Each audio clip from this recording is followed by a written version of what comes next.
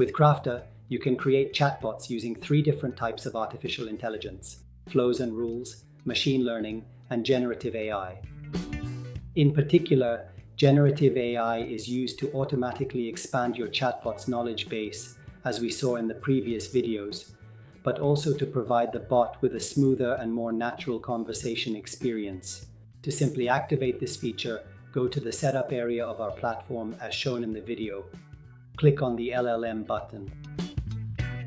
Use your OpenAI API key if you have one, otherwise simply use the one provided by Crafter.